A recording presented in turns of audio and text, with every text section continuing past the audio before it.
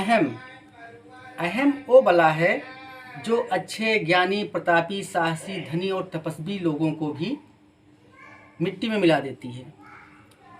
अहम कुछ ही दिनों में मनुष्य का सर्वनाश कर देती है। कहावत प्रसिद्ध है, अहम रावण का नहीं रहा तो आपका क्या रहेगा। ये भी सत्य है कि अगर रावण के पास अहम था तो कई लाख साल तक जीवित रहा।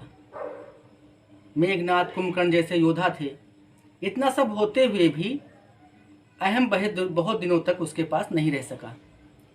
अंततो गत्वा उसका सर्वनाश हुआ। यदि कलयुग के किसी मनुष्य में अहम हो गया है तो उसे अपने बारे में जानकारी अर्जित कर लेना चाहिए कि आखिर मैं क्या हूँ और कहाँ स्टैंड कर रहा हूँ। मैंने कुछ जानकारियाँ अर्जित की हैं जो आपको अवगत कराना चाहता हूँ। सुनिएगा।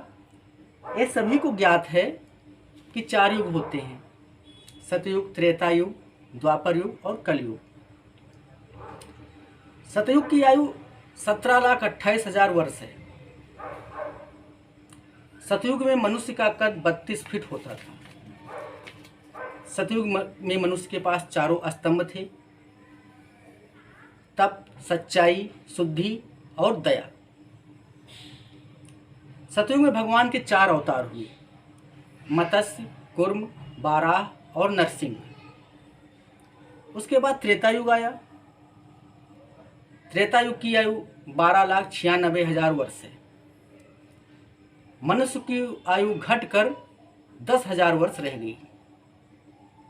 एक स्तंभ भी कम हो गया, 3 स्तंभ बचे, इसीलिए इसे त्रेता युग भी कहते हैं। त्रेता में ही वेदों को 4 भागों में बांटा गया और पुराणों को लिखित रूप से संग्रहित किया गया। त्रेता में भगवान ने 3 अवतार लिए, वामन, परशुराम और श्री राम। उसके बाद द्वापर युग आया। द्वापर युग में 2 स्तंभ रह गए। 2 स्तंभ होने के कारण इसको द्वापर युग भी कहते हैं। द्वापर युग की आयु 8,64,000 वर्ष है। इसमें मनुष्य की आयु 1,000 वर्ष थी। द्वापर युग में भगवान कृष्ण ने अवतार लिया। इसके बाद कलयुग आता है। कलयुग की आयु 4,32,000 वर्ष है। मनुष्य की औसत आयु 80 वर्ष है और मनुष्य का कद 5 से 7 फीट ही रह गया। इसमें सिर्फ एक स्तंभ रह गया, दया। मनुष्य जिएगा तो उसी दया के सहारे ही जी सकता है, एक स्तंभ के सहारे ही जी सकता है। कलयुग में भगवान कल्कि के रूप में अवतार होगा। कलयुग में पाप चरम सीमा पर होगा, लेकिन एक अच्छाई भी होगी। कलयुग में एक दिन का किया हुआ कर्म सतयुग के 10 वर्ष के बराबर, त्रेता के 1 वर्ष के बराबर और द्वापर के 1 माह के बराबर होगा।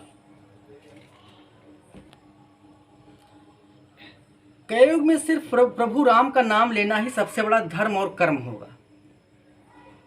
गोस्वामी तुलसीदास ने भी लिखा है, कलयुग केवल नाम आधारा,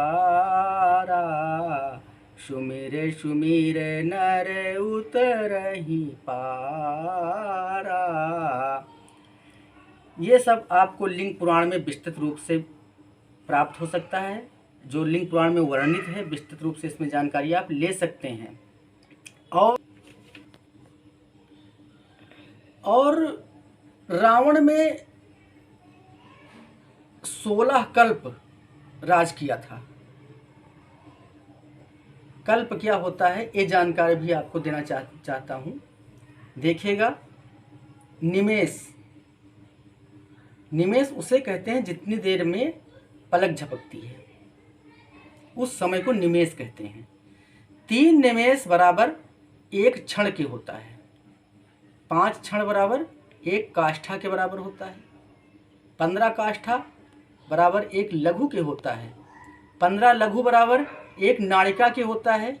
2 नाड़िका 1 मुहूर्त के बराबर होता है। 7 नाड़िका 1 पहर के बराबर होता है। 8 पहर 1 दिन के बराबर होता है, 15 दिन 1 पक्ष के बराबर होता है, 2 पक्ष 1 माह के बराबर होता है, 2 माह 1 ऋतु के बराबर होता है, 3 ऋतु 3 ऋतु बराबर 1 अयन के बराबर होता है, 3 ऋतु 1 अयन के बराबर होता है। अयन का मतलब होता है जैसे उत्तरायण, सूर्य उत्तरायण होता है, दक्षिणायन होता है, तो वो अयन कहलाता है। 2 अयन बराबर 1 वर्ष होता है, 2 अयन मिला के मनुष्य का 1 वर्ष होता है। मनुष्य का 1 वर्ष यानी 365 दिन बराबर देवताओं का 1 दिन होता है। देवताओं का 1 वर्ष यानी 365 वर्ष मनुष्यों का 365 वर्ष देवताओं का 1 वर्ष के बराबर होता है। अब ब्रह्मा जी का दिन के बारे में सुनिएगा। ब्रह्मा जी का 1 दिन चारों युगों की आयु का योग, चारों युगों में जितने वर्ष होते हैं उनका योग इंटू 1000 यानी कि चारों युगों में जितने वर्ष होते हैं उनको 1000 से मल्टीप्लाई कर दिया जाएगा। जितना आएगा वो ब्रह्मा जी के 12 घंटे होते हैं। यानी अगर ब्रह्मा जी का पूरा 24 घंटे 1 दिन 1 रात मिला के लिया जाएगा तो चारों युगों का योग, चारों युगों की आयु का योग, चारों युगों की आयु का योग होता है 43,20,000 वर्ष इंटू 2000। उसको 2000 से मल्टीप्लाई कर दोगे तो ब्रह्मा जी का 24 घंटे यानी दिन रात मिला के पूरा 1 दिन होता है। ब्रह्मा जी के इसी 1 दिन को 1 कल्प कहते हैं। 1 कल्प में 14 मनु बदल जाते हैं। मनु ब्रह्मा जी के पुत्र थे जिन्हें सृष्टि रचना की जिम्मेदारी सौंपी गई थी। और ब्रह्मा जी के 100 वर्ष, जब ब्रह्मा जी के 100 वर्ष बीत जाते हैं तो भगवान एक बार पलक झपकते हैं।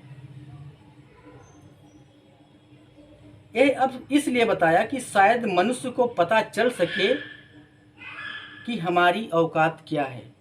हम कीड़े मकोड़ों की तरह क्षण भर भी नहीं जी पाते हैं। और श्रीमद् भागवत के 3 स्कंद के अध्याय 11 में विस्तृत जानकारी इसके विषय में आप प्राप्त भी कर सकते हैं। ये अहम के बारे में इतना इसलिए बोला कि शायद मनुष्य के अंदर अहम व्याप्त न हो। 4 लाइनें कहना चाहूँगा। अहम छोड़कर यदि तुम जनता के सेवक बन जाते, कर्तव्य समझकर अपना निस्वार्थ समर्पण कर पाते, निज मुख तारीफ न करते, दूजे से अपनी सुनते, ये थोथी हरियाली को काश स्वयं ही चर जाते, इज्जत का अकाल ना पड़ता, सम्मान और भी बढ़ता, ना सौगंध दिलानी पड़ती, स्वयं सत्य सब कह जाते, अहं छोड़कर यदि तुम जनता के सेवक बन जाते, दुनिया नहीं सुधरती रुतबा और कहर से, छवि अगर तुम्हारी सच्ची, ना जिएंगे ओ डर डर के, ना कभी विनम्र व्यवहार किया, लोगों को खूब सताए तुम, जर्जर शरीर की निष्क्रियता से आखिर क्यों पछताए तुम, युवा समय मदमस्त रहे अब क्यों अश्रु बहाए तुम, वह नहीं साथ में आज तुम्हारे